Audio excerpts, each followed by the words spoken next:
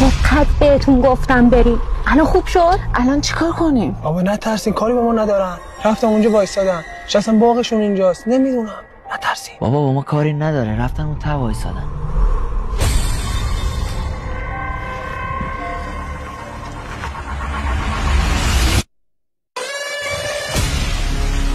ایلیا دارن میان. ایلیا یا خدا اینا کیه؟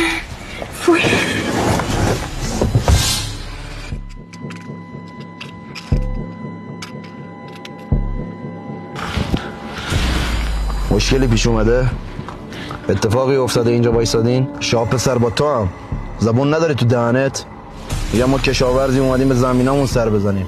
اتفاقی افتاده کمکتون کنیم. نه چیزی نیست، ماشین پنچر شده بود، درستش کردیم، الان دیگه داریم میریم. پنچر کرده بودین؟ چرختون کو زاپاس؟ دروغ میگین؟ شاه پسر تو زبون تو دهنت نداری؟ وقتی یکی واسطه روبرو داره حرف میزنه کلهشونو میگیرن بالا. سرتو بگی بالا. حیف این دوتا بانوی زیبا که دل بستن به شما. مردیم مثلا؟ بیا جلو. گمشو بیا جلو. حالا هیچکی گردنتو بیخ تا بیخ بریده؟ وقتی دارم ازت سوال میپرسم مثل آدم جواب بده. نکنه لالی. ببینی اونی که اونجا رو موتور نشسته بهش میگن علی 57. هر کاری بهتون گفت به نفعتونه که انجام بدین. وگرنه کله همتون رو بیخ تا بیخ میبریم. بیا داشی.